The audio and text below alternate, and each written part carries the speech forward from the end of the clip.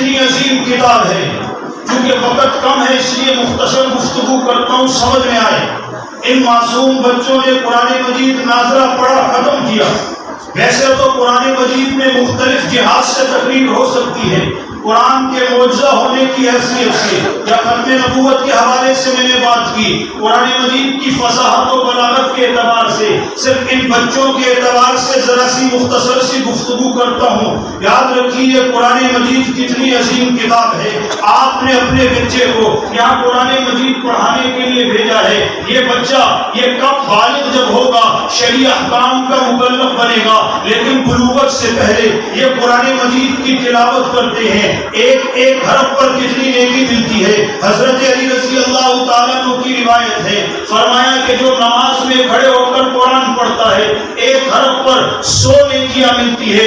اگر نماز میں بیٹھ کر قرآن مجید پڑھتا ہے ایک حرف پر 50 نیکیاں ملتی ہے. نماز سے باہر باوضو قرآن کی تلاوت کرتا ہے ایک حرف پر 25 نیکیاں ملتی ہے. بغیر وضو کو قرآن کو ہاتھ لگائے بغیر قرآن کی تلاوت کرتا ہے ایک حرف پر 10 نیکیاں ملتی ہیں. اب یہ معصوم بچے جب قرآن مجید پڑھنے کے لیے آتے ہیں، یہ تو معصوم بچے ہیں، باوضو کر کے صبح سے لے کر شام تک قرآن کی تلاوت کرتے ہیں. کتنے حروف پڑھے ہوں گے، کتنی نیکیاں کمائی ہوں گی. اب مسئلہ بتاتا چلوں. علماء نے لکھا یہ معصوم بچے ہیں، ان کا نامہ اعمال بند ہے. صبح سے لے کر شام تک قرآن مجید کی تلاوت کر رہے ہیں، باوضو کر رہے ہیں. ایک ایک حرف پر 25 نیکیاں مل رہی ہیں. کتنی لاکھوں نیکیاں کمائی ہوں گی. یہ نیکیاں کہاں چلی جاتی ہیں؟ علماء نے لکھا ہے یہ نیکیاں ان کے والدین کے نام اعمال میں لکھی جاتی ہے. صبح کا وقت ہے، آپ گھر سے نکلے ہیں اور گھر سے آپ تجارت کے لیے نکلے، آپ دکان کے لیے نکلے، آپ ملازمت کے لیے نکلے. آپ نے اپنے بچے کو قرآن مجید پڑھانے کے لیے قاری صاحب کے پاس بھیج دیا. اب آپ ملازمت کر رہے ہیں، 10 گھنٹے کی ڈیوٹی کر رہے ہیں. آپ کا بچہ قرآن مجید پڑھتا جا رہا ہے، ایک ایک حرف پر 25 نیکیاں کماتا جا رہا ہے. کتنی لاکھوں نیکیاں کمائی. آپ نے دن دکان میں گزارا لیکن آپ کے اس بچے نے آپ کے نامہ اعمال کو نیکیوں سے بھر دیا. یہ تو بھی آپ دنیا میں ہیں.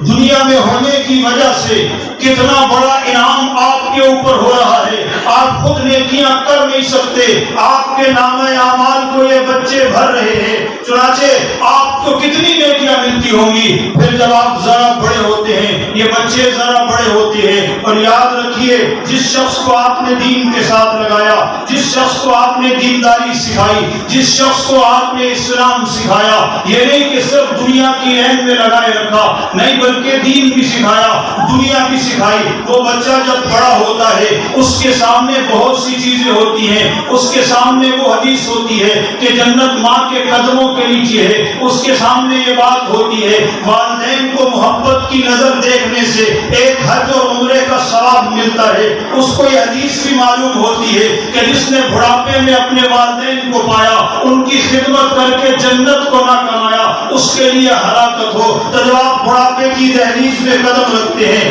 آپ کا یہ بچہ جوانی کی دہلیز میں قدم رکھتا ہے. اب آپ کو خدمت کی ضرورت ہے. آپ نے اپنے بچے کو دیندار بنایا ہے، والدین کے حقوق اس کو معلوم ہے. اب آپ کو خدمت کی ضرورت ہے. سب سے زیادہ خدمت کرنے میں آگے آپ کے یہ بچے ہوں گے جس کو آپ نے صرف دنیا دار بنایا، دین سے بالکل دور رکھا. تو دنیا کا مقصد کیا ہوگا؟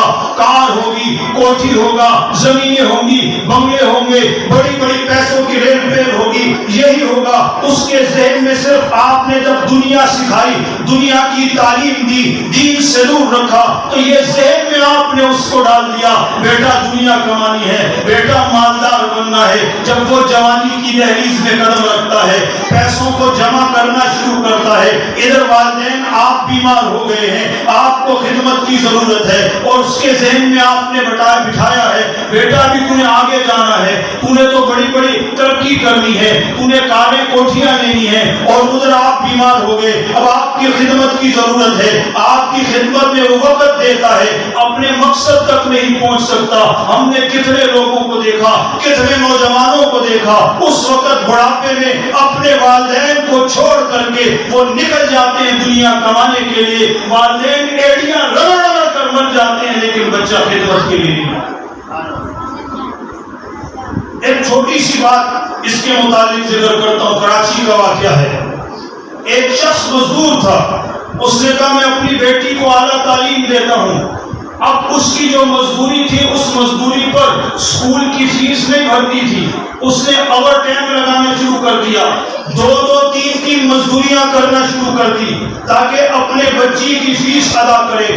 بہت ہائی سٹینڈرڈ اسکول میں اپنی بچی کو داخل کیا۔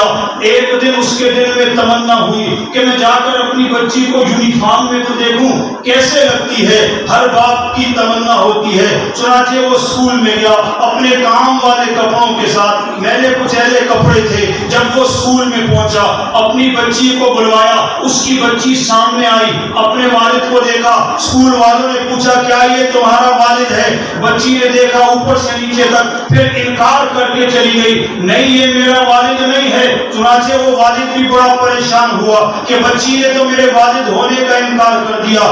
رات کو جب شام کو بچی واپس آتی ہے، باپ پوچھتا ہے بیٹا میں تم سے ملنے کے لیے آیا تھا، تم نے سب کے سامنے میرے باپ ہونے کا انکار کر دیا، آخر وجہ کیا تھی؟ وہ لڑکی کہتی ہے ابا جان جب باقیوں کے والدین آتے ہیں، بڑی بڑی گاڑیوں میں آتے ہیں، اعلیٰ لباس پہن کر آتے ہیں، آپ میلے کچیلے کپڑوں میں آئے، آپ کو دیکھ کر مجھے شرم محسوس ہوئی کہ میں آپ کو اپنا والد کہوں، کہیں ایسا نہ ہو کلاس والی لڑکیاں میرا مذاق اڑانا نہ شروع کر دیں، اس لیے میں نے آپ کے باپ ہونے کا انکار کر دیا۔ والد نے جب یہ سنا فوراً اپنی بچی کو اسکول سے اٹھایا، کہا جس اسکول کی یہ تعلیم ہو، بچے کے دماغ میں صرف دنیا کو گھسائیں، والدین کی محبت نہ گھسائیں، ایسی تعلیم دینے کا کوئی فائدہ نہیں۔ اس لیے جب بچے کو دنیا کی تعلیم دو، ہم مسلمان ہیں ان کو اسلام بھی سکھاؤ، والدین کا مرتبہ بھی سکھاؤ، تو یہ آپ کے بڑھاپے میں آپ کے کام آئیں گے۔ اور جب آپ دنیا سے رخصت ہوں گے، قبر میں جائیں گے، قبر میں جانے کے بعد نامہ اعمال بند ہو جاتا ہے، صرف 3 چیزوں کا ثواب ملتا ہے۔ ایک صدقہ جاریہ، اس کے اندر آپ نے کہیں کنواں کھدوا دیا، نل لگا دیے، کہیں مسجد بنا دی، اس کا ثواب ملتا ہے۔ دوسرے نمبر پر آپ کا علم تھا، آپ نے آگے پہنچایا، لوگ نفع اٹھا رہے ہیں، آپ نے اچھی کتاب لکھ لی، لوگ اس سے نفع اٹھا رہے ہیں، آپ عالم تھے، بچوں کو آپ اسلام کی تعلیم دے کر چلے گئے، آپ قاری صاحب تھے، بچے کو قرآن سکھا کر چلے گئے، یہ علم ہے، لوگ اس سے فائدہ اٹھا رہے ہیں، قبر میں جانے کے بعد بھی آپ کو ثواب ملتا رہے گا۔ تیسرا، آپ نے نیک اولاد چھوڑی جو آپ کے لیے دعا کرتی رہے، آپ کو ثواب ملتا رہے گا۔ ایک قاضی صاحب کا انتقال ہوا، قاضی صاحب کا جب انتقال ہوا، ان کی جو بیوی تھی امید سے تھی، بچہ پیدا ہونے والا تھا، وہ انتقال کر گئے، بچہ پیدا ہوا، 5 سال کا ہوا تو والدہ نے بچے کو قرآن مجید سکھانے کے لیے قاری صاحب کے پاس بھیجا۔ وہ بچہ جب قرآن مجید سیکھنے کے لیے قاری صاحب کے پاس آیا، پہلے دن قاری صاحب نے اعوذ باللہ بسم اللہ سکھائی، اللہ رب العزت نے جبریل امین کو حکم دیا جاؤ میرے بندے سے عذاب قبر ہٹا لو، مجھے شرم آتی ہے کہ جس کا بچہ میرا قرآن سیکھنے میں مصروف ہو ہم اس کو عذاب قبر دیں۔ اور یہ بچے جب آپ دنیا سے گئے، آپ کا نامہ اعمال کمزور۔ ایک حدیث میں آتا ہے من قرأ 200 آیت نظرا شفع فی 7 قبور حول قبره وخفف اللہ العذاب عن والدیہ وان کانا مشرکین، کہ جو بندہ روزانہ 200 آیتوں کی دیکھ کر تلاوت کرتا ہے، جب اس کا انتقال ہوتا ہے کتنا بڑا اعزاز دیا جاتا ہے، جس جگہ پر اس کو دفن کیا گیا ہے آس پاس کی 7 قبروں کے بارے میں اس کو شفاعت کا حق دیا جاتا ہے، اور اس کے والدین سے عذاب قبر کو ہلکا کر دیا جاتا ہے، اگرچہ مشرک کیوں نہ مرے ہو، مشرکوں سے عذاب قبر ختم نہیں ہوتا، ہلکا کر دیا جاتا ہے، وہ بھی کس وجہ سے؟ ان کے قرآن پڑھنے کی وجہ سے۔ کتنا بڑا مقام اور مرتبہ ہے کہ جب یہ حافظ قرآن دنیا سے جائے گا، روزانہ کتنا پڑھتا ہے، جب دنیا سے جائے گا، جا کر اس کو قبر میں دفن کیا جائے گا تو والدین کے لیے اس وقت بھی راحت بنے گا۔ پھر آگے چونکہ وقت کم ہے بات مختصر کرتا ہوں، یہ تو دنیا میں آپ کے کام آئے، مرنے کے بعد قبر میں آپ پر عذاب قبر تھا، اس کے دور کرنے میں آپ کے کام آئے. ان کے قرآن کی تلاوت سے آپ سے عذاب قبر کو ختم کر دیا جاتا ہے اور پھر قیامت کا دن ہوگا, نفسا نفسی کا عالم ہوگا. یہ بچہ بتانا چاہتا ہوں کتنا قیمتی ہے. دنیا میں تھے آپ کا نامہ اعمال بھر رہا تھا, بڑھاپے میں تھے آپ کی خدمت کر رہا تھا, قبر میں پہنچے تب بھی آپ کے نامہ اعمال کو بھر رہا تھا, اور جب قیامت کا دن ہوگا نفسا نفسی کا عالم ہوگا. اپنے الفاظ میں بیان کرتا ہوں, جب نفسا نفسی کا عالم ہوگا اور لوگ ادھر ادھر بھاگ رہے ہوں گے, خدا نخواستہ آپ کے لیے اگر فیصلہ ہو جائے بھائی اس کے گناہ زیادہ ہیں, اس کی نیکیاں کم ہیں, اللہ کی طرف سے فرشتوں کو حکم ہو جائے اس کو پکڑو اور لے کر جہنم میں چلے جاؤ, فرشتے آپ کو پکڑ کر جہنم میں لے کر جا رہے ہوں گے. آپ کا وہ بچہ جس کو آپ نے حافظ بنایا تھا, اس حافظ کے بارے میں آقا نے کیا فرمایا تھا کہ جس نے قرآن مجید حفظ کیا, پھر اس کے حلال کو حلال جانا, اس کے حرام کو حرام جانا, 10 ایسے بندوں کے بارے میں اس کی شفاعت قبول ہوگی جن پر جہنم واجب ہو چکی ہوگی. آپ پر آپ کے نامہ اعمال کی وجہ سے, گناہوں کی وجہ سے جہنم واجب ہو چکی تھی. فرشتے آپ کو پکڑ کر جہنم کی طرف لے جا رہے ہوں گے اور آپ کا بیٹا اس کے ہاتھ میں جنت کے 10 ٹکٹ ہوں گے, جنت کے 10 ویزے ہوں گے. وہ آپ کو ڈھونڈ رہا ہوگا, محشر میں آپ کے پیچھے بھاگ رہا ہوگا, کہاں ہے میرا والد جس نے مجھے حافظ قرآن بنایا, کہاں ہے وہ چودھری صاحب جس نے حفظ کے دوران میرا خرچہ برداشت کیا, کہاں ہیں وہ لوگ جو مدرسے کے ساتھ تعاون کیا کرتے تھے. وہ بچہ 10 پروانے لے کر آپ کو ڈھونڈ رہا ہوگا, فرشتوں کو پر نظر پڑے گی, اور تو میرے والد کو لے کر جہنم میں جا رہے ہیں, بھاگتا ہوا جائے گا, آپ کو پکڑ لے گا, فرشتوں سے کہے گا ٹھہرو ٹھہرو, اپنے الفاظ میں بیان کر رہا ہوں, فرشتوں سے کہے گا ٹھہرو ٹھہرو, یہ تو میرا والد ہے, اس نے مجھے حافظ قرآن بنایا, یہ تو میری والدہ ہے, اس نے مجھے حافظ قرآن بنایا, یہ تو فلاں چودھری صاحب ہے کہ جس نے میرے ساتھ تعاون کیا, محبت کا معاملہ کیا, ہمارے حفظ کے دوران کسی چیز کی ہمیں کمی نہیں ہونے دی. ٹھہرو ٹھہرو, میں اللہ کے حضور جاتا ہوں, ان کی شفاعت کرتا ہوں. وہ اللہ کے حضور آئے گا اور شفاعت کے پروانے دکھاتا ہوا کہے گا, اے اللہ میں اپنے والدین کی شفاعت کرتا ہوں, ان کے گناہوں کو بخش دے, میرے ساتھ ان کو جنت میں داخل کر. وہ آپ کو پکڑے گا, آپ جہنم کی طرف جا رہے تھے, آپ کو پکڑے گا اور پکڑ کر جنت میں لے جائے گا. اگر جنت میں جانے کے بعد آگے کیا ہوگا, یہ تو دنیا سے سلسلہ شروع کیا.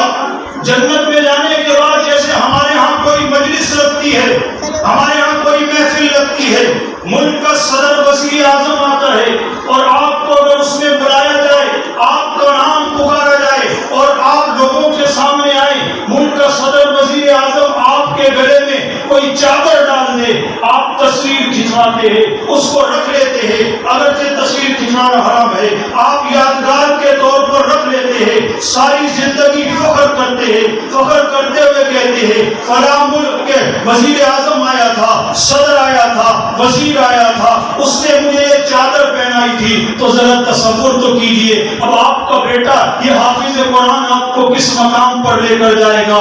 قیامت میں مجلس لگی ہوگی, ہو سکتا ہے جنت کی مجلس ہو, تمام انبیاء موجود ہوں گے, آدم علیہ السلام سے لے کر جناب رسول اللہ صلی اللہ علیہ وسلم تک تمام صحابہ کرام موجود ہوں گے, اولیاء اتقیاء سارے موجود ہوں گے. اس عالم میں آپ کے بیٹے کا نام لے کر آپ کا نام لیا جائے گا کہ اس بچے کا والد صاحب کہاں ہے, والدہ کہاں ہے, بچے کے والدین کو سب کے سامنے بلایا جائے گا. کتنی بڑی مجلس ہوگی. جناب رسول اللہ صلی اللہ علیہ وسلم بھی بیٹھے ہیں, سارے انبیاء موجود ہیں, چنانچہ آپ چلتے ہوئے آئیں گے, آ کر جب وہاں پہنچیں گے آپ کے سر پر تاج رکھا جائے گا, ایسا تاج ہوگا کہ سورج اور چاند کی روشنی اس کا مقابلہ نہیں کر سکتی. آپ کو 2 عالی شان کپڑے پہنائے جائیں گے, ایسے کپڑے کہ دنیا اور آخرت اس کی قیمت نہیں بن سکتے. آپ کو گلے میں ہار ڈالا جائے گا, ایسا ہار دنیا کی کوئی چیز اس کی قیمت نہیں بن سکتی. اس وقت آپ پوچھیں گے میرا یہ اعزاز کیوں کیا جا رہا ہے,